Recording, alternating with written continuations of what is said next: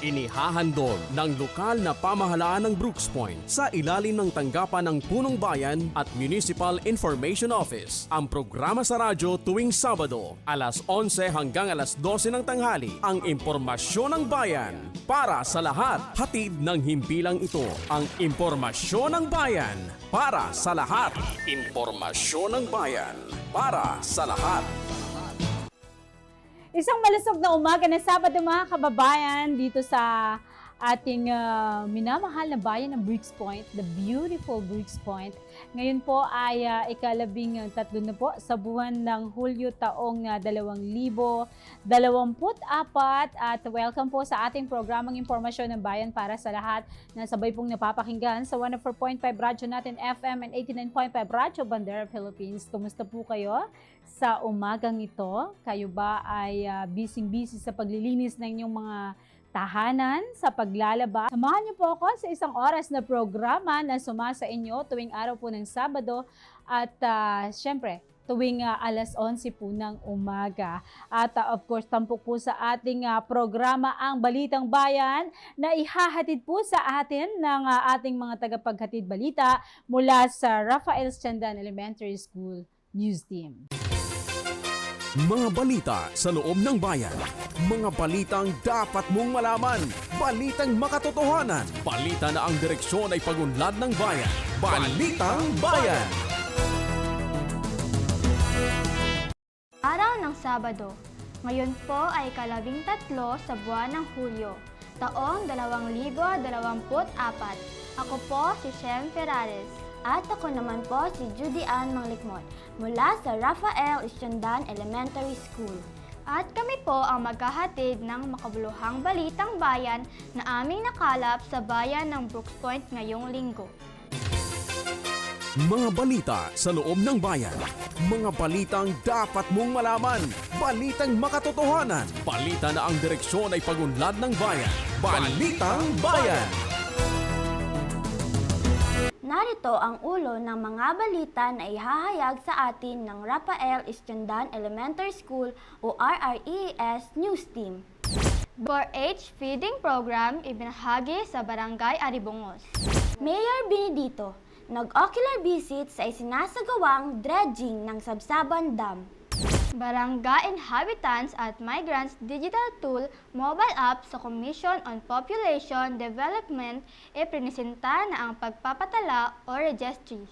Turnover ceremony ng Project Lawa at Binhi para sa LGU Brooks Point at cash para sa implementasyon ng programa sa mga trainees workers ibinigay na ng DSWD.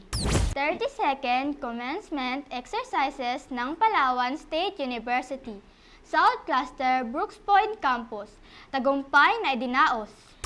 Second year anniversary ng BPO FWO, masayang ipinagdiwang. Climate Disaster Risk Assessment, tinalakay sa Municipal Development Council meeting.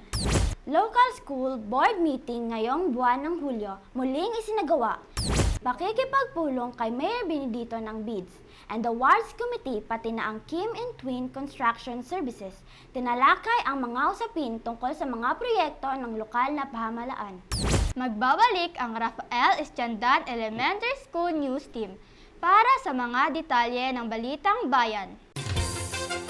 Mga balita sa loob ng bayan. Mga balitang dapat mong malaman.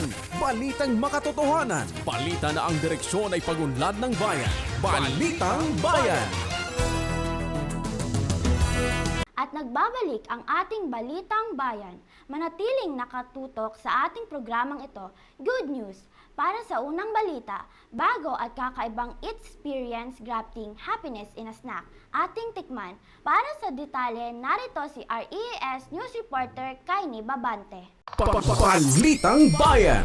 Sa patuloy na selebrasyon ng 50th Nutrition Month sa bayan, nakasaya si Mayor Sisayo R. Benedito Jr. kasama si Executive Secretary Stalwart Joseph Benedito sa Experience, Crafting Happiness in a Snack, kung saan nagtatagisa ng galing at husay at ibang paaralan sa bayan sa paglikha ng nutritious snacks gamit ang Mon Rice na ginanap sa Octagon Plaza, Barangay Poblacion, District 2. Brooks Point, Palawan, nitong ika-8 ng Hulyo taong kasalukuyan.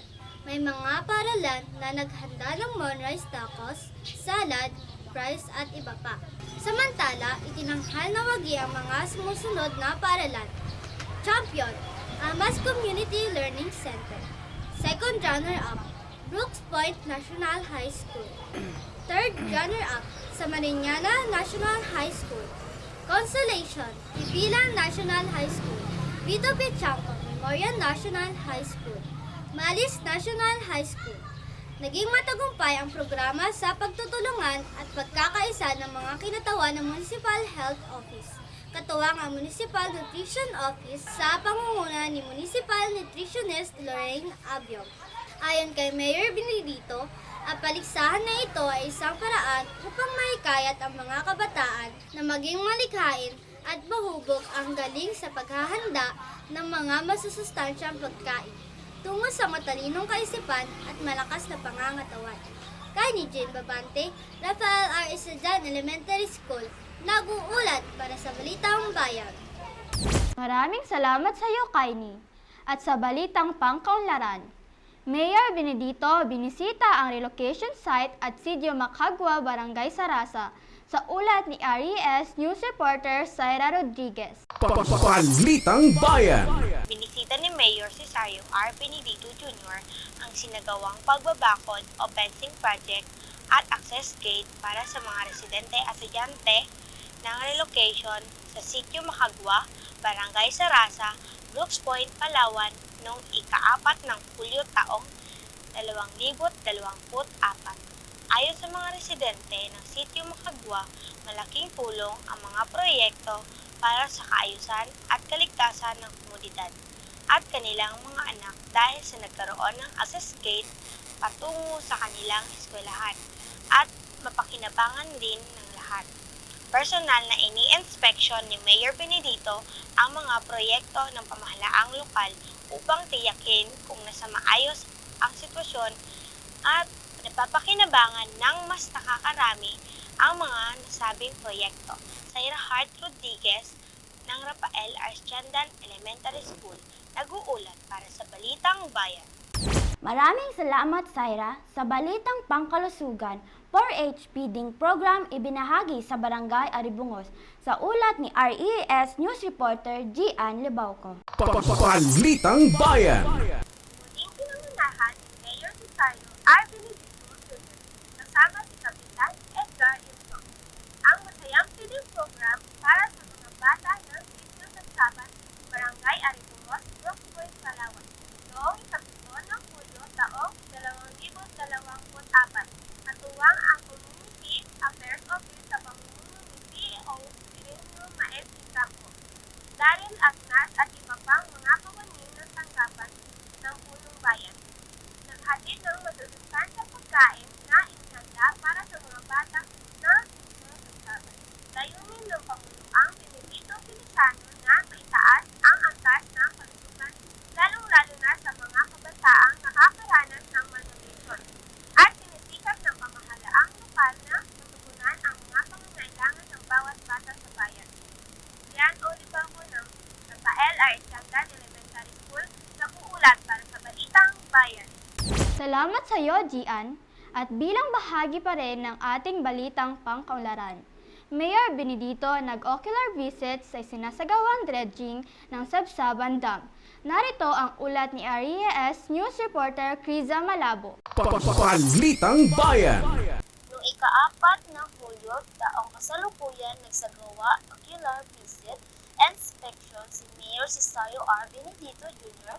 kasama sina Municipal Engineer Raul Quijano Jr. at Municipal Planning and Development Officer ENP Joey Piramides sa isinagawang dredging sa Sagsaban Falls, Barangay Aribungos, Brooks Point, Palawan. Layunin ng punong bayan na matiyak ang maayos ang implementasyon ng dredging sa ilog ng Sagsaban at maiwasan ang pagbaha at pagtuloy-tuloy ng daloy ng tubig ng irigasyon para sa mga pananim ng mga magsasaka at mas lalong mapaganda ang nasabing pasyahan. Lisa Malabo, Rafael Ascendan Elementary School, nag-uulat para sa Balitang Bayan. Salamat sa iyo, Krisa. Samantala, Barangay Inhabitants at Migrants Digital Tool mobile app sa Commission on Population Development iprinisinta na ang pagtatala o registry. Balitang Bayan.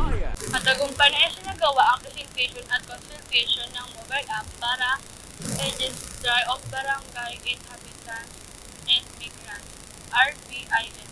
Digital tool na binukod ni Sina Engineer Christian Cairo del Castillo sa ilalim ng Municipal Planning and Development Office kasama ang Mission on Population Development noong ika-5 ng Hunyo taong kasalukuyan sa Liga ng Barangay Building Brookspoint, Palawan. Kasama ang mga kawani ng CPD na sina Mark Lawrence, Villas PPO3 at Greg Adorna, iprinisinta ni Muhammad Salik at Engineer Christian Cairo del Castillo ang RBIM digital tool na kanilang ginagamit upang ma-survey ang mga naninirahan sa bayan ng Brookspoint. Kanilang inilahad kung anong meron sa application na ito at kung paano ito gumagana at ginagamit. Layunin ng pagpupulong na ito na alaming maigi ang teknolohiyang ginagamit upang epektibong magamit hindi lang dito sa bayan ng Brookspoint kung hindi maging sa ibang local government unit bilang bahagi ng RBIM at Rizal.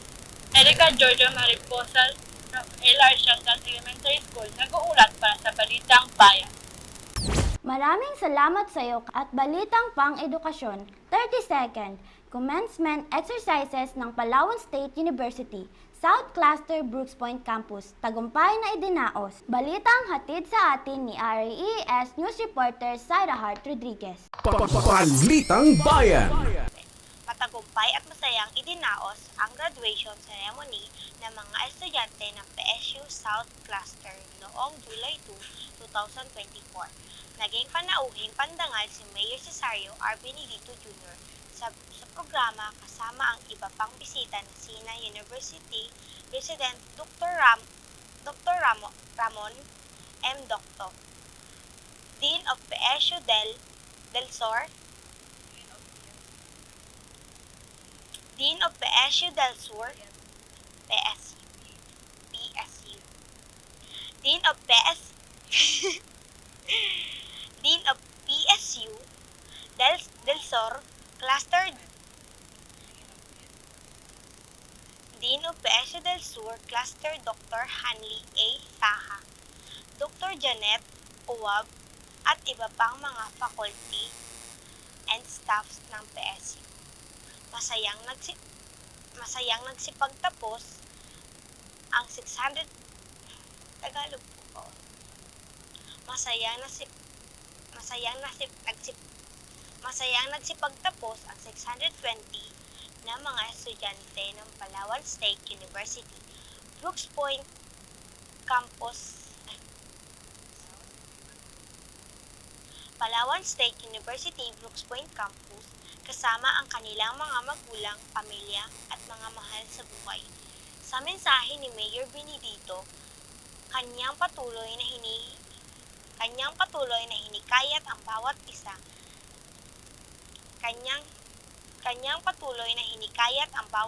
mga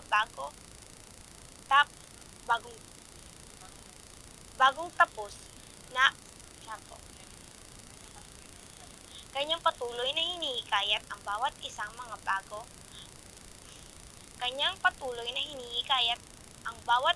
isang mga bagong tapos na mga estudyante na laging magporsige sa buhay dahil ang pagtatapos sa kolehiyo ay panimula pa lamang ng mas malaking hamon sa buhay.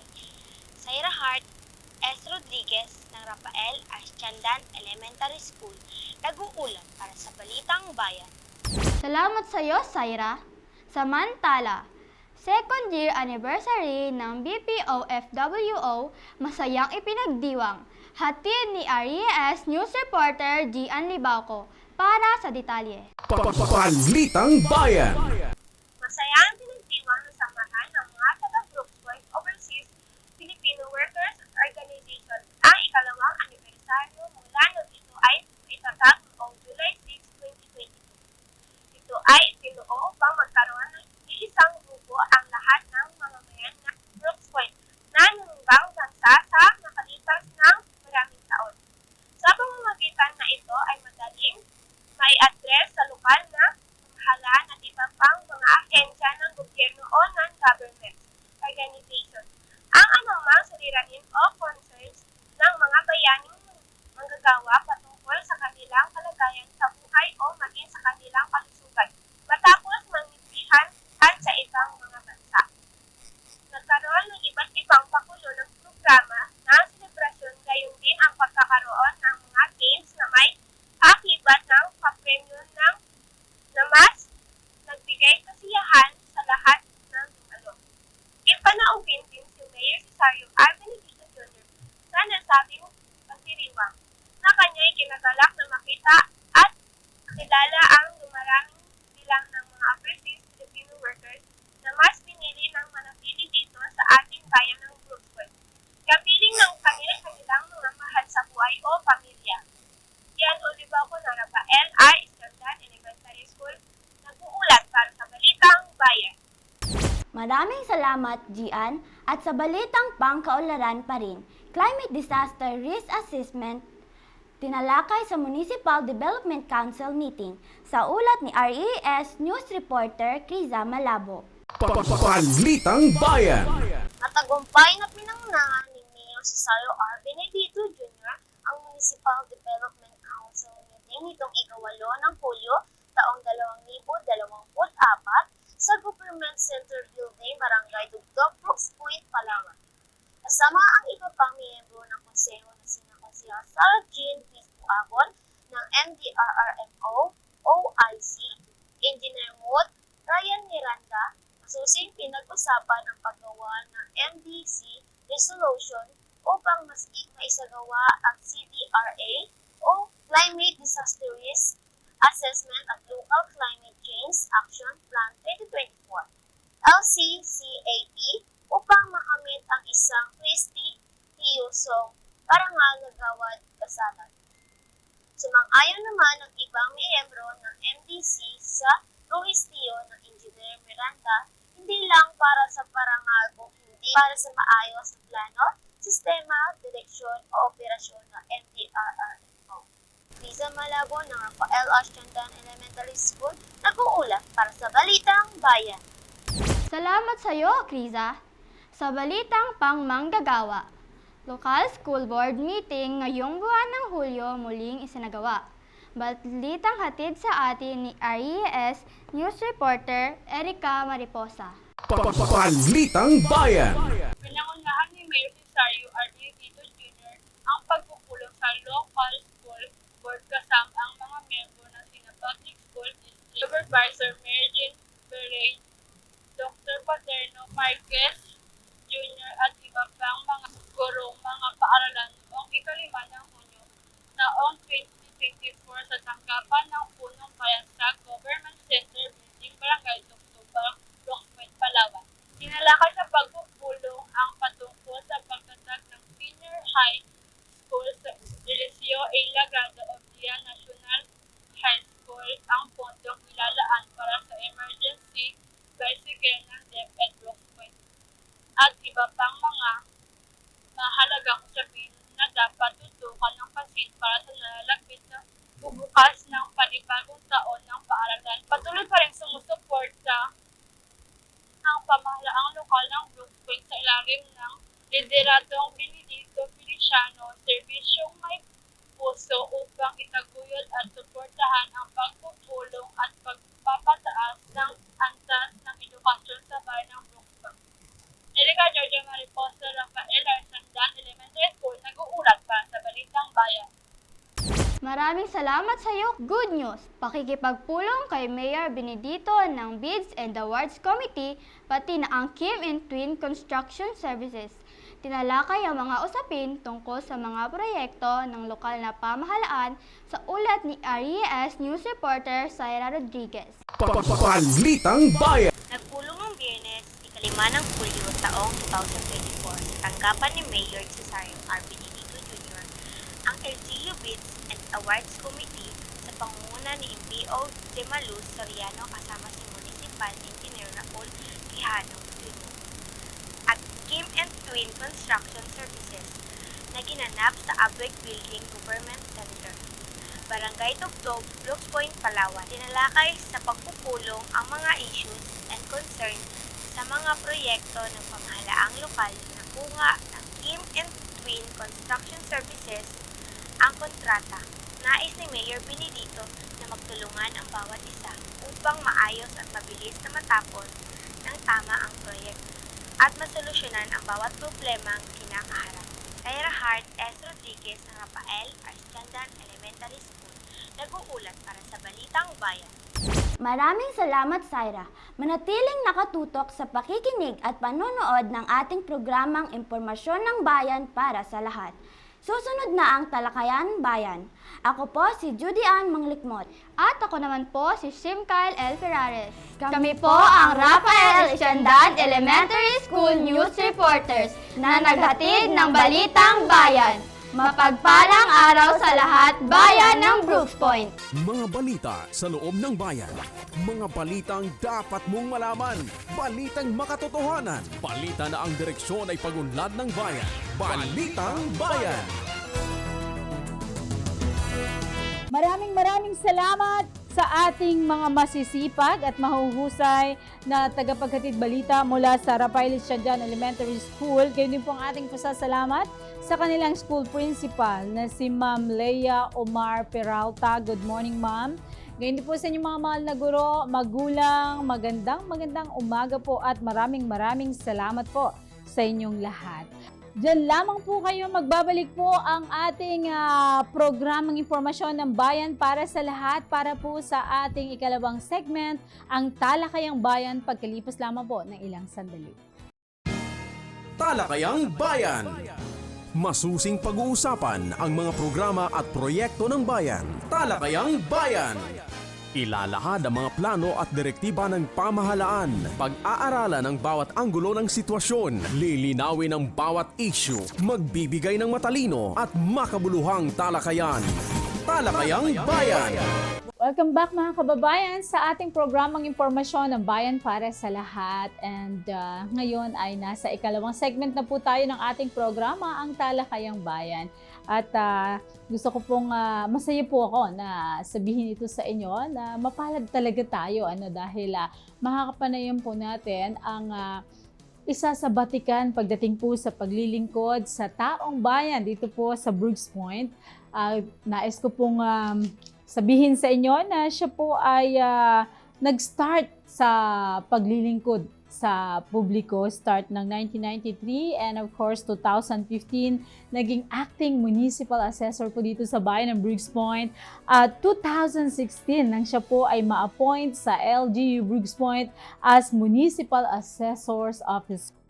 Welcome po natin ang ating blessed na guest ngayong umaga, Ma'am Janet Quinio. Ma'am, magandang umaga po. Magandang umaga, Allen. Magandang umaga sa lahat ng manonood ng Talakayang Bayan. Good morning, Brooks Point. At it's a pleasure for having me here this morning. Yes, Ma'am. And thank you, Ma'am, sa pagpapaunlak po ninyo sa aming imbitasyon. Alam namin na busy kayo every day. Dahil pag sinabing assessor ay talagang napakalawak. Kung gaano kalawak ang lupain ng bayan ng Brooks Point, talagang ganun din kalawak pag sinabing assessors ang usapin. Ayan. Maaari niyo po ba kaming maaari niyo po bang ibahagi, Ma'am, sa ating mga tagapakinig kung ano po ang mandato ng inyong or ng municipal assessors? Ayan. Ayoko maging technical masyado this morning kasi para maintindihan ng ating mga mamamayan, mga interesado sa bagay na ito, halos lahat naman interesado dahil pag pinag-usapan ng buwis, maraming tumataas ang kilay. Ayan. Simple lang naman yung mandato ng opisina ng assessor. Unang-una, at higit sa lahat, ay matulungan yung ating lokal na pamahalaan na maitaas o maiangat yung ating buwis para makatulong naman sa mga gastusin. So, ito ay buwis sa mga ari-ariang di natitinag o yung tinatawag natin real property assessments or real properties. Ayun. Yun lang talaga ang pinakamandato natin, yung maiangat yung buwis na kokolektahin na ating treasurer sa pamamagitan ng ating treasurer para magamit ng ating lokal na pamahalaan. Ayan. So, ibig sabihin mga kababayan, yung pag-collect ng buwis ng ating municipal treasurer's office ay nakasalalay po sa inyong assessment. Oo. Talagang ganun. So, kailangan magtrabaho ng assessor, kailangan hanggat maaari, lahat ng makikita namin na existing o yung mga ari-ari ang di natitinag na narito within the jurisdiction of Brooks Point ay malapatan ng tamang valuasyon. Ayan, para magkaroon siya ng tax, real property tax na tinatawag. Pagka sinasabi mga municipal assessors, akala mo tatahitahimik lang. Yung pala, busy, napaka-busy po ng inyong tanggapan, ma'am. Opo. Isa sa pinakamaraming trabaho, paper-loaded talaga kami. Yan, mabuti nga ngayon meron ng system kahit paano nababawasan na, but then nasa proseso pa rin talaga tayo na adjustment kasi hindi pa naman natin total na perfect yung system process. So, ganun pa rin, bumabalik pa rin tayo sa papel. But then, okay naman kasi nasanayan na natin itong trabahong ito eh. Puso lang talaga, puso lang kailangan. Yan. Ayan. Ma'am, ano-ano naman po ang mga programa ng inyong tanggapan para po sa mamamayan ng Briggs Point? Kagaya ng sinabi ko kanina, pag sinabing taxation, nakaangat ang kilay ng mga tao, nakataas.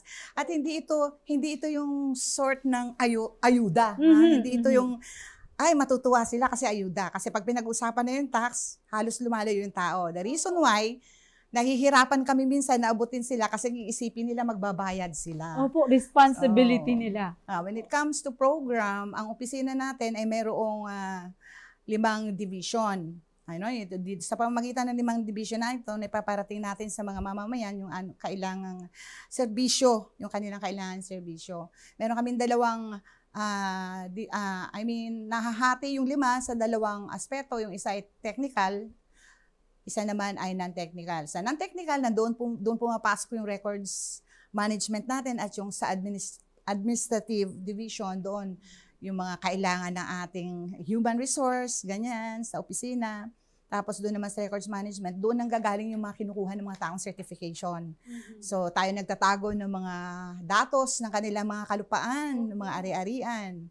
Ayan, kaya minsan makikita nyo, ang daming kaso, di ba? Pag hindi na-handle ng maayos ang records, doon tayo nagkakaproblema. Madalas tayong pupunta ng korte para mag-testify sa kanilang mga property. Opo. Parang na-load sa akin. Bigat, ma'am, pag sinabing assessors, ang bigat ng responsibility. Yeah, kasi may legal matters tayong pinangahawakan. Yes, opo. Very legal. Wow, opo. Ma'am, ano po ang kahalagahan ng property assessment or property value assessment po? At syempre, ano po yung epekto nito sa bayan po at mga mamamayan po? Alright. Pag ang pag ang ating mga mamamayan ay masipag at bukas ang isipan sa pagbabayad ng buwis, it flows naturally na maganda ang collection natin sa buwis when it comes to real property. Pero kapag ang mga mamamayan ay hindi open-minded at hindi natin sila na-educate regarding taxation, ang hirap ding magkolekta. Ano yung kagandahan na nagbabayad sila ng buwis? Nakakatulong ito hindi lang sa munisipyo per se, maging sa barangay at sa probinsya. Kasi itong kinokolekta nating buwis ay hinahati ito sa 3 bahagi. Part ay napupunta sa province, part ay sa barangay, at part ay sa munisipyo. So maiisip mo, kung nagtutulungan, napakalaking kahalagahan, di ba? Napakahalaga. Ibig sabihin, napakahalaga ng makakolekta tayo ng malaking o maraming buwis. Kasi gagamitin din naman ito, di ba? Kung alam naman siguro ng marami na ang binabayaran ay basic at saka yung SCF. Yung basic ay napupunta sa general fund natin, yun namang SCF natin ay napupunta sa school board na ginagamit na ating mga eskwelahan. Karamihan hindi alam ito, kaya nga minsan sabi namin, sana tulungan din tayo nung mga nung DepEd or nung mga eskwelahan na i-explain man sa mga magulang na sana maging maging open-minded naman sila sa pagbabayad ng kanilang mga buwis, sa kanilang mga ari-ari ang dinatitinan. Yan. Para makatulong naman tayo. Tulungan natin ang bayan, tulungan natin ating sarili. At the same time, doon po sa part, no, katulad nga ng sinabi niyo, tulungan ng ating sarili. Kapag tayo po ay nagbabayad ng buwis, mga kababayan, ang sarap din sa pakiramdam, lalo na pag alam natin na bayad tayo, legal, na hawak natin yung mga dokumento na atin ang pag-aaring ito. Mama, no? Opo, kaya napakahalaga po. Tsaka may kasabihan tayo, dalawang bagay lang sa mundong ito ang hindi natin pwedeng maiwasan. Una, ang kamatayan. Pangalawa, yung pagbabayad ng buwis. Totoo, ma. Kasi ito ay mandato ng gobyerno. Opo. So kung ayaw natin magbayad ng buwis, edi wag tayong mag-gain ng mga properties, mga real properties. Oo, kung iiwas tayo, di ba? Iiwas Opo. ka, kaya karamihan hindi nila dinideklara yung kanilang mga property. Pero masipag po yung ating mga staff. Lumalabas tayo, minsan sa isang linggo lumalabas po kami at hinahanap namin yung mga property na yan na hindi pa na-declare. Opo. At hindi naman sa pagmamalaki, ang bayan ng Brooks Point, pinagmamalaki ko na, hindi nagmamalaki pero pinagmamalaki, di ba? Pinagmamalaki ko na hindi tayo nahuhuli sa when it comes to real property taxation. Ayan. Oo, hindi tayo kasing laki ng El Nido, pero lagi naman tayo nagkakaroon ng award as most outstanding. Yes, ma'am. Assessor's Opo. And office. congratulations po Thank sa inyo. you. Dahil yan sa inyong pagsisikap at pagtsatsaga. Salamat din Ayan. dahil yung mga staff natin masisipag. Gusto ko rin bigyan ng credit sila. Talaga masisipag din naman sila. Opo. Ma'am, sa inyo pong palagay na ayon po ba ang assessment ng mga lupa sa selling value or price ng mga owners? Kasi alam naman natin yun, kaliwat kanan, nagbebenta ng lupa. Ang ibig mo ba sabihin kung tama yung nailalapat namin na values? Ganun. At the same time, ma'am, yung presyo ng tao minsan sa Sa lupa? Opo, Ay, sa yung lupa. bilihan. Bilihan. Actually, sa panahon ngayon, nahahati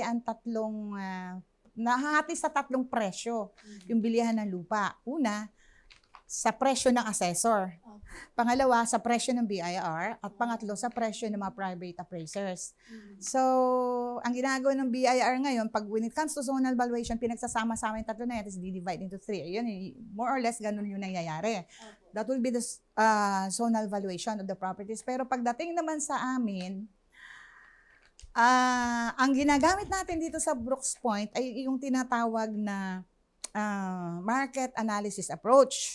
So, ang ating documents na ginagamit ay yung mga 3 years ago, from now, pabalik, 3 taon na mga deed of sale. At isang Brooks Point sa may mga nakukuha talaga deed of sale. Tatanungin mo ako kung tama ba yung nailalapat na value? Technically, yes. Yes. Pero yung bilihan sa Brooks Point, sad to say, medyo mamagalaw. Merong area na, ako personally, dyan lang sa Buligaya, meron diyang binibenta 10,000 per square meter. Tapos ang katabi binibenta lang ng 3,500 per square meter. So, magalaw. Sasabihin ko magalaw, hindi natin may apply yung sinasabing arm's length transaction when it comes to appraisal and assessment. Kasi, ang nangyayari is, kasunduan, meeting of the minds of the buyer and the seller na lang. So, depende. Kaya nga, ma'am. Kapag nagkasundo, tama ang value kasi nagkasundo eh. Yun yung reality, mama. Na Walang nangyayari. pwersa doon, di ba? Opo, So, opo. sabihin natin magalaw talaga ang bilihan dito sa Brooks. Somewhere over, M. Rodriguez Road Street, Opo. dyan may 15,000, may Per 10,000, square may meters. 8,000 per square meter. So, hindi pare-pareho. Talagang- May 5,000 pa rin. Depende sa pag-uusap ng buyer at seller. But Opo. Pero ma'am, pwede nyo bang ma-share kung at this moment po, kung magkano dapat per square meter? depende rin sa klase ng lupa. Meron Let's din say dito tayong- sa bayan, commercial area. Commercial area. Ang highest natin sa assessor, ang highest first class. Opo. First class is 3,200 per square meter. Pero lagi nilang sinasabi, mababa talaga ang value ng assessor. Mababa. Pero pabor ito sa mga taxpayer, di ba? Pabor naman sa kanila. Meron naman tayong, actually, mababa na, pero marami pa rin nagreklamo nung kami ay nag-present ng value dito. Pero I appreciate their effort to to tell us, pinarating nila sa sangguniang panlalawigan at na-resolve naman yung issue na yun. Pero kung akong tatanungin mo, hindi mataas ang valuation namin sa assessment. Mababa, napakababa. Actually, mababa compare doon sa yung nag-deal ng usapan ng ano lang, privately. Opo. Mabalik Thank ako you. doon sa kanina, mabalik ako. Kasi sinabi ko yung technical job namin, at yung non-technical job namin, pero hindi ko nasabi yung technical. Yes. Okay. Yung technical job namin ay pumapasok doon yung aming tax mapping operation, assessment and appraisal operation, at saka yung IT, yung system. So, yun naman yung mga technical na ginagawa naman ng mga officers, ng mga lineage ng officers sa opisina. Whereas yung mga clerical naman, doon pumapasok sa ating non-technical. So, yun ang 5 division namin sa opisina. Hindi ko natapos kanina. Opo. Okay lang, at least na ano naman yun. Thank you so much, ma'am. Nako, ganun pala yun, ano, talagang pagdating sa assessor's office, hindi lang isang division. Napakarami. Aha. At saka, totoo yan. Ako minsan ay may nilakad dyan talagang pagdating sa mga legal na dokumento, talagang ang tatakbuhan ng tao, pag may mga cases na or whatsoever, assessors talaga. Sa pagpapa... Nakakatuwa, Allen, kasi sometimes, I go beyond my authority. Kasi pupunta sa akin ng tao, kailangan niya ng legal advice. Hindi naman ako attorney. Pero hanggat abot ng kakayahan ko, abot ng knowledge ko, nag-share ako. Kahit hindi ko natrabaho. Minsan yun na nakaka-stress eh. Pag nag-aaway-away yung mga property owners sa lupa, tatakbo sa'yo, hingin ng advice. Minsan, parang gusto mo sabihin sa kanila, nung nagkasundo kayo sa bilihan, naghatian kayo, wala naman kami narinig. Ngayon may problema na, sa amin kayo tumatakbo. We cannot say that. Hindi natin pwede sabihin sa mga property owners yan. Hanggat kaya mong tumulong ka na lang, mag-advise ka na lang. Totoo yan. Legal matters, lagi ang nilalapit sa para amin. na rin kayong para na rin kayong attorney Abogado. sa abogado. Baka dagsain na kayo ng ating mga tagapakinig mo. Pero at the end of the day, sinasabi Yes, ko na aha. rin, ito yung proper office na Yes, dapat opo. mag-advise sa inyo regarding this matter. Ayoko silang pangunahan, nagbigay lang ako ng konting advice para malaman nyo na sakop ng trabaho nila yan. Opo, kasi pagdating sa legalities, kayo talaga yun, ma'am eh. Pagdating sa mga real estate. Kaya nga the reason why hindi kami, ang ibang tao bahari, hindi lang naiintindihan, pero Opo. hindi po kami basta-basta nagbibigay ng kopya ng anumang Yes, opo. anumang documents. papel, Opo. documents na Mhm. hindi ikaw ang may-ari. Tama. You Aha. have to present your SPA or Mhm. authority from the owner himself. Kasi Ayan, pag maganda may yan, ma'am, na oo, na-share natin dito. Hindi kami magbibigay. Minsan may nagagalit po sa amin kasi kukuha lang ng kapirasong dokumento, Mhm. hindi re-require namin kasi hindi siyang may-ari. Opo. At marami na tayong experience within the province na nagbebenta yung mga lupa na Opo. hindi may-ari. So yun ang iniwasan natin. Aha. Sana maintindihan yan ng mga tao. Yes, ma'am. Thank you, ma'am, at na-share nyo yan sa ating mga tagapakinig na yun, mga kababayan. Although hindi natin na isama doon sa ating list po ng mga katanungan kay ma'am. Napakahalaga po na malaman ng ating mga kababayan na kapag may mga kinakailangan tayong dokumento, lalo na kung ang isang property po ay hindi nakapangalan sa atin, napaka-importante po na mayroon po tayong mga legal na papel, ma'am, ano, or yung mga requirements na hinihingi po ng kanilang tanggapan para po hindi naman tayo magalit kapag hindi tayo napagbigyan. Oo. Opo. Ma'am, regarding sa Republic Act 7160, ito po ay General Revision of Real Property Assessment na sabi nyo nga ito ay nagbabago every 3 years. Pwede nyo po bang i-share sa amin? Ano po? Let me correct that statement, no? Mhm. Republic Act 7160 is not solely Opo. for the General Revision of Real Property Assessment. It is actually the Local Government Code of 1991. Opo. At doon sa Book 2, Title 2 Book 2 ng Republic Act 7160, ay nandoon yung, napapaloob doon yung sa real property taxation. At isa doon na yung requirement ng batas na mag-conduct ng General Revision of Real Property Assessment every 3 years. So, ito ay nagsimula nung ma-approve siya in 1991, 2 years thereafter. May mandato yung batas na mag-conduct ng General Revision of Assessment and every 3 years thereafter. Yan, pagkatapos ng 2 years. upon approval of the local government code. So, ano itong General Revision of Assessment? Ito yung pag-revise natin every 3 years ng mga valuation ng real property. Ayan. Every 3 years kinakailangan. Kailangan ba tumaas? Not necessary. Kasi ang purpose ng General Revision, number 1, is para itama kung may mali doon sa assessment na sa assessment na kinandak natin before the GR. Kung may mali, tatama natin. It doesn't matter kung ito man ay tumaas, kung ito man ay bumaba. Ang purpose is itama ang mali. Oo, kasi ang marami, ang wrong connotation kasi, pag nagkakandak tayo ng General Revision, iniisip ng mga tao, tataas na naman yung bayarin ng buwis. Generally, yes. Yes, kasi talagang nagtataas tayo ng value. Opo. But then marami rin yung bumababa kasi na-find out, nadidiscover namin na, ay, sunken area pala ito. Bakit ang taas ng value? So in other words, tatama kung mayroon mang mali. Napakaganda pala ng batas na ito, ma'am. So pabor din ito doon sa mga mamamayan po, na nagbabayad ng tax, na mataas na tax, yung pala mapa-found out through this Republic Act, pwedeng bumaba. Pwede siyang bumaba. Oo, depende sa sitwasyon. Kasi kung before, baka maganda yung klase ng lupa, ngayon nagpalit, hindi na siya Yun pwedeng na nga, tamnan. Yes po. One concrete example, yung mga tinaniman ngayon ng palm oil. Opo, yes ma'am. Later, hindi na natin matataniman yan ng Opo ma'am, kasi alam natin, hindi so naman what if wala na yung palm Opo, oil? Ano mangyayari din sa soil? Maging idle. O yun, inano ko lang na example yun, no? Opo, Pero example baka lang. sabihin na iba, masyado tayo nag-ano. Opo. no? Yes ma'am, opo. Pero may mga ganung instances. Anyway, ayun naman po yung kagaya ng Brooks katotohanan. Point, bahain tayo. Mhm. What if yung lupa mo nadaanan na ng baha, so naging daanan na ng baha, hindi mo na mapakinabangan. Yung mga ganung sample. Nako, napakaganda pala ng batas na ito, mga kababayan. Kakampi natin ito. Kakapin natin lahat yan. Yes, opo. Kahit ang mga walang lupa. Ayan. Ma'am, ano naman po ang long-term goal ng Municipal Assessor's Office at sa kasalukuyan na saan na po tayo sa ating goal? Long-term goal.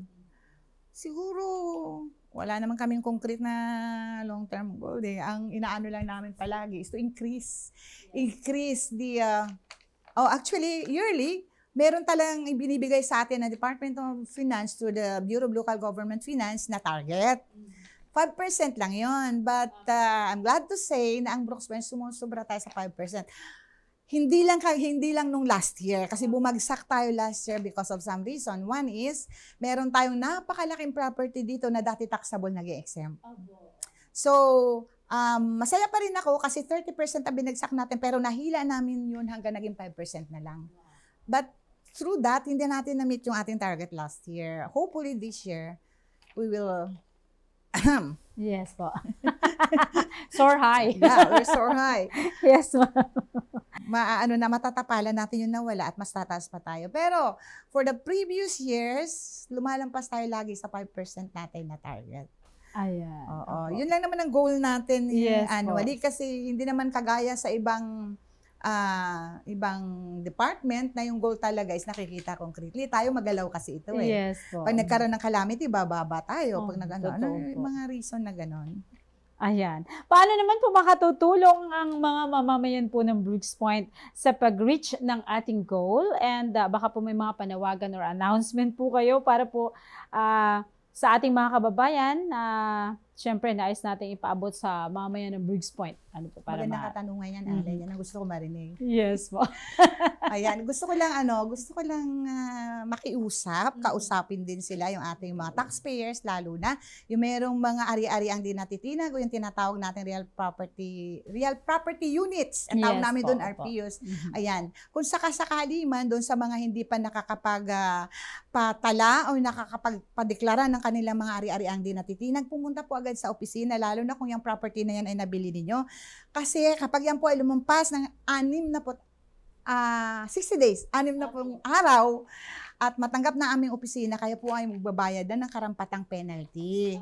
So, malaki-laki rin po yun kung malaki yung value na inyong property. Kaya, makipagtulungan na lang po tayo kasi hindi rin namin maisa-isa kung sino pa yung may mga properties dito na hindi pa nadideclare. Pangalawa po, gusto ko rin makiusap uli sa mga taxpayers na wag na po tayong magpatumpik-tumpik sa pagbabayad ng ating buwis sa ating mga ari-ari ang dinatitinag para makatulong naman tayo sa ating lokal na pamahalaan. Hindi lang lokal na pamahalaan ng bayan, kundi ganun din mismo sa inyong barangay, makakatulong kayo kasi part of that will go to your barangays na pupunta sa inyong mga anak na nag-aaral. Sila makikinabang. At yan, gusto ko rin magpasalamat. I'll take this opportunity to thank all the taxpayers, lalo na yung mga kailan lang magbigay tayo ng award, di ba, doon sa mga masisipag magbayad. So, salamat ng marami kasi sa mga nakolekta natin. Alam ba ninyo na malaki ang collection natin last year? And because of that, nakapag-create tayo ng mga position. O yun. So, isa po yun sa gusto nating ipagpasalamat at gusto nating ipakiusap na sana magkaisa tayo para sa kabutihan ng ating bayan at kabutihan ng mamamayan. Opo. Naku, maraming salamat, ma'am. Pero bago po tayo magtapos, ma'am, napag-uusapan natin simula kanina tungkol po sa ari-ari ang hindi natitinag. Ma'am, last na lang, pwede nyo bang i-share para po sa kalaman ng ating mga tagapakinig, ano po yung mga nabibilang pag sinabing real property o yung mga ari-ari ang hindi natitinag? Salamat, Allen. Dapat ko rin bagitin sana yan, kaya lang sa haba natin, nakakalimutan ko na. So, ano ba yung mga ari-ari ang di natitinag? Una, lupa. Yes. Yung atin, lupa, di ba? Hindi mo, yan ang talagang definitely ay ari-ari ang di natitinag dahil di mo pwedeng buhatin ang lupa at gawing movable property, di ba? Opo. Pangalawa, mga buildings, structures na nakatayo sa iyong lupain. Pangatlo, machineries. Yan, Ayan, kasama machineries. pala yun. Immovable machineries, ha? Yes, opo. Kasi may machineries na ginagamit natin for personal use. Yes, So, hindi ko nasasabihin kung ano yun kasi Aha. technical na masyado yun. Aha. At pangatlo, other structures, other equipment na ginagamit natin sa pagpapatakbo ng ating mga negosyo. Ayan, at banggitin ko na rin, meron akong gustong banggitin na parang nawala, nag-slip sa aking mind. Ari-ari ang di natitinag. Okay. Parang hindi ko ma-recall. Kung ano pa yung gusto, meron akong gusto sabihin, hindi ko ma-recall. But then, yun yung mga ari-ari ang di natitinag. At baka gusto mo na rin itanong, ano ba yung pwedeng buwisan at hindi buwisan? Yes, ma'am. Oo. Yung mga binubuwisan natin, natural, yung mga pag-aari ng mga pribadong mamamayan, di ba? Yan, talagang definitely meron niyang buwis. Ano ba yung mga hindi natin binubuwisan? Number one, yung pag-aari ng Republic of the Philippines at ng kanyang mga, anong tawag dito? Yung mga related sa gobyerno. Ayan. Unless meron siyang kontrata sa government. Ayan, kung kahit timberland yan siya, kung may kontrata sa government under Section 44 of our provincial ordinance, ay meron siyang obligasyon na magbayad ng real property tax. Pangalawa, yung mga charitable institutions, exempted yan. But, always remember, ito lagi na didelete sa isip ng mga mamamayan. If the property is actually exclusively and directly used for charity, religious, and educational purposes, yun lang. Pero, sinabi mo, pag-aari ng simbahan ito, may nakatayo bang simbahan? Wala. So, labas siya doon sa actually, directly, and exclusively used. Taxable yun. Yun lang, isa sa gusto kong linawin dahil marami ang hindi naiintindihan yun. O, pangatlo, apat yan eh, pero parang hindi ko na maano yung iba. Ayun, yung mga machinery na ginagamit for the generation of power and water. Sa water districts, pero there is a question when it comes to water district. Pwedeng tawagin natin water district yung isang water district, but it does not fall into the qualification of water districts. So, questions. Pag hindi siya nag-fall sa qualification na tinatawag na water district, taxable po siya. And again, actually, directly and exclusively used for the generation of power and water. Yan. Thank you so much, ma'am. About yung ma'am, cooperative siya. Let's say, kunwari, Yan hydro. ang pang-apat. Ayun. Sorry, yan. Mabuti, niremind mo ko. Abo. Pag siya ay sakop ng cooperative law, 91,915, hindi ko maaalala. Pero basta siya ay registered and in good standing. Ayan. Oo. Opo. Untouchable, ma'am. Oo, Mhm. exempt. From Exempted. payment. Opo, Ngayon nga, ayan. lahat dati, kwan lang may certain capital lang Opo. na pwede silang exempt, di ba? Ngayon Opo. lahat na, basta paghahari siya ng kooperatiba. Ayan. Opo. Yun ang Nako. nangyari sa ating sinasabi kong malaking property, huwag tayo magbanggit ng name dito, Yes, ma'am. na nagpasok sa PEZA law. And that Opo. is, he paid, the company paid 7 million. Tapos the following year, hindi na sila kasi exempted na. So Exempted nakita na. niyo kung gaano kalaki na wala sa Yes, kaban. ma'am. Pero we are so happy na na-replenish na natin yun. Napalitan na natin sa sipag ng ating mga staff na discover. Kasi one of our duties is to list, Opo. have an inventory and listing of all property whether they are taxable or exempt within the Naku. municipality. Madugong usapin yun, ma'am. At talagang napakatrabaho nun. That is, Mahuso talaga. opo, talagang legal na usapin yun. At syempre yung iba talagang medyo mataas ang kapit sa taas. Anyway, maraming salamat. Ano po, dahil napaka-informative mga kababayan. At ako nawiwili po sa pakikipag-usap kay ma'am dahil marami rin ako natututunan. Napakaikli po ng oras mga kababayan, ma'am. Baka may nais po kayong idagdag na sa inyo po ang pagkakataon. Okay, maraming salamat, Allen, for inviting me here. Matagal na akong umiiwas for a year. Matagal na. Ayoko sana ng ganito. But then, medyo sabi ng heart ko, ibahagi mo na sa kanila kasi paalis ka na. I will be retiring very soon. So, uulitin ko, I started in 1983. 83 pa lang, Yeah, ma'am. 1983. Naku, mali And pala yung I'll sinabi be- ko kanang 93. It's okay, and I'll be graduating in 2026. Wow. God's will. Opo, opo. So, maraming salamat din sa'yo. Maraming salamat. Magandang umaga. Ayan, maraming salamat, Ma'am Janet Quino, mga kababayan, sa napakahalagang pag-uusap po, tungkol po sa kanilang tanggapan sa Assessor's Office and others. Marami po tayong natutunan.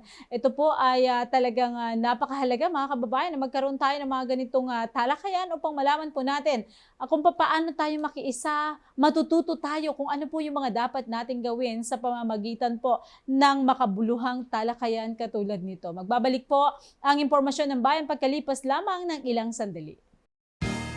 Talakayang Bayan. Masusing pag-uusapan ang mga programa at proyekto ng bayan. Talakayang Bayan.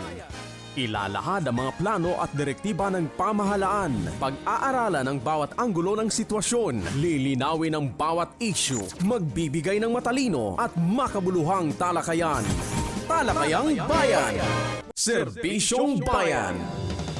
Mga serbisyo, programa at proyektong bayan na dapat mong malaman at mapakinabangan. Serbisyong Bayan. Mga tulong ng pamahalaan, diretso sa mga mamamayan. Hatid ng pamahalaang lokal ng Brooks Point. Serbisyong Bayan. Malinis, mabilis at makadiyos na paglilingkod. Serbisyong Bayan. Darako na po tayo sa huling segment ng ating programa, ang Serbisyong Bayan. Panawagan po sa ating mga kababayan na nangangarap na makarating ng ibang bansa, lalo na po sa mga anak po ng magsasaka, katulad po ng ating former youth ambassador na si Sir Erneo Maestre Campo III. Ito po, basahin po natin para sa inyo. Sabi niya, the search for the Filipino Young Farmers Internship Program in Taiwan, Batch 4 is now officially open. Ako sa mga nagnanais po na ma-experience ito at ito po ay magbubukas din ng magandang future para sa inyo. Pakinggan niyo po.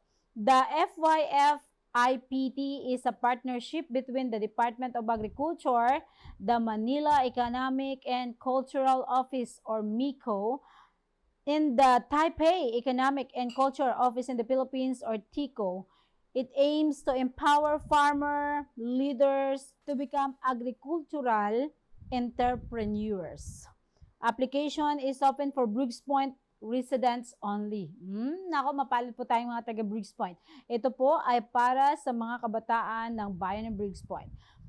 For interested applicants, please visit the Office of the Municipal Mayor Community Affairs Division and look for Mr. Erneo Maestre Campo III, Community Affairs Officer Designate, Administrative Assistant 4, second floor Abueg Building, Government Center to Brooks Point, Palawan. You may submit your application through email at communityaffairs.lgu.brickspoint@gmail.com. For clarification and inquiries, you may contact 0967-728-3846. Mga kababayan, every information that you needed po ay nakapost din po at the same time sa Municipal Information page and sa page po ng Office of the Municipal Mayor's Community Affairs Division. So pwede nyo pong i-visit, especially po the Municipal Information page dahil ang mga mahalagang impormasyon regarding that ay nandiyan po. Wala pong imposible. So sa mga nagnanais na makasama sa programang ito, nag-open mo po na ika-4 na batch at ito po ay pagkakataon nyo na. And of course, nandiyan din nakatala kung ano po yung mga qualification. Pahapyawan natin to, ano? Ang isa po sa qualification or basic qualifications, young Filipino farmer, preferably a member of 4-H club in the Philippines, out of school youth, pwede rin. Recipients of the AMAS Young Farmers Challenge Fund and graduates of agri-related courses, Bachelor of Science and Agriculture, Bachelor of Science in Agricultural and Biosystems Engineering, Bachelor of Science and Fisheries, and so on. Mga kababayan, nandiyan na ang isang magandang pagkakataon para po sa ating mga kabataan dito po sa bayan ng Brooks Point. So, grab the opportunity. Ang Office of the Municipal Mayor's Community Affairs, again, nag-post po para po sa mga application dates ng mga deserving student po para sa financial assistant from lokal na pamahalaan ng bayan ng Briggs Point. Sa pamuno po, of course, ng ating mahal na Mayor Cesario Benedito Jr. and Vice Mayor Atty. Marichen de Los Angeles Feliciano. Ang application dates po is alas 8 hanggang alas 5 ng hapon. First year college, July 8 to 9. Tapos na yon. Opo, ngayon po ay 13 na. Of course, July 10 to 11, second year college. July 12 to 15, third year college, and fourth year college po, July 16 to 17. Ayan, so sa mga iba pang karagdagan impormasyon ay bisitahin po ang page ng Municipal Information Office.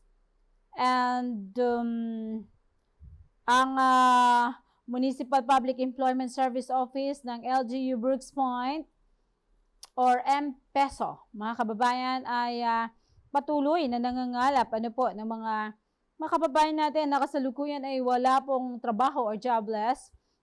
Bisitahin din po ang kanilang page and of course ang page po ng Municipal Information dahil sa kasalukuyan ay meron pong mga bakanting posisyon na maaari po ninyong applyan at sakto po sa inyong skills. Ayan. And weather update, mga kababayan, palagi lamang po tayo sa kasalukuyan po ay maulan sa bayan ng Brooks Point at palaging umuulan. Pinapayuhan po ang lahat na mag-ingat, maghanda at maging alerto, lalo na ang ating mga kababayan na nakatira po malapit sa dagat. Of course po sa ilog at mga kabundukan. Posibleng maranasan ang pagtama ng kidlat, pagbaha o pagguho ng lupa dahil sa patuloy na pag-ulan sa ating bayan. Ingat-ingat po tayo mga kababayan. Serbisyong Bayan. Mga serbisyo, programa at proyektong bayan na dapat mong malaman at mapakinabangan. Serbisyong Bayan. Mga tulong ng pamahalaan, diretso sa mga mamamayan. Hatid ng pamahalaang lokal ng Brooks Point. Serbisyong Bayan. Malinis, mabilis at makadiyos na paglilingkod. Serbisyong Bayan. At dyan na po nagtatapos ang ating isang oras na talakayan, Balitaang Bayan at Serbisyong Bayan na hatid po ng lokal na pamahalaan ng bayan ng Brooks Point sa pamumuno ng ating Municipal Mayor Cesario Benedito Jr. at Vice Mayor Atty. Marichen de Los Angeles Feliciano. And of course, sa pamamagitan din ng ating Community Affairs and Municipal Information Designate Ms. Deborah Faith C. Malakaw 10 ng kasamahan natin sa Municipal Information Office. Ako po, Maria Len Galicia Archie, ang naghahatid sa inyo ng isang oras na talakayan, balitaan at serbisyong bayan dahil ang impormasyon ng bayan ay para sa lahat. Isang mapagpalang araw po ng Sabado. Inihahandog ng lokal na pamahalaan ng Brooks Point sa ilalim ng tanggapan ng Punong Bayan at Municipal Information Office. Ang programa sa radyo tuwing Sabado, alas 11 hanggang alas 12 ng tanghali. Ang impormasyon ng bayan para sa lahat. Hatid ng himpilang ito, ang impormasyon ng bayan para sa lahat. Impormasyon ng bayan para sa lahat.